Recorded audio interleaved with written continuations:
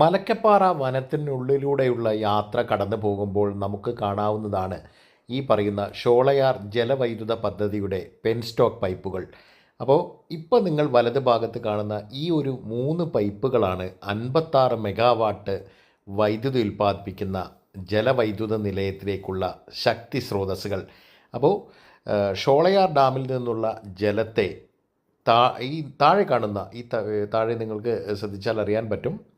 ശ്രദ്ധിച്ചു നോക്കൂ.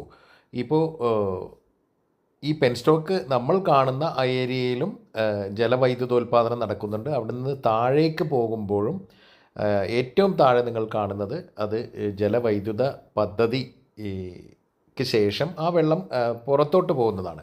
എന്തായാലും ഇത്തരത്തിൽ വളരെ ചിലവ് കുറഞ്ഞ രൂപത്തിൽ ഷോളയാറിലെ ഡാമിലെ വെള്ളത്തിൽ നിന്നും കൃത്യമായും വളരെ വലിയ തോതിലുള്ള വൈദ്യുതി ഉൽപ്പാദിപ്പിക്കുന്ന പെൻസ്റ്റോക്ക് പൈപ്പുകൾ, അതാണ് നമ്മൾ കാണുന്നത്.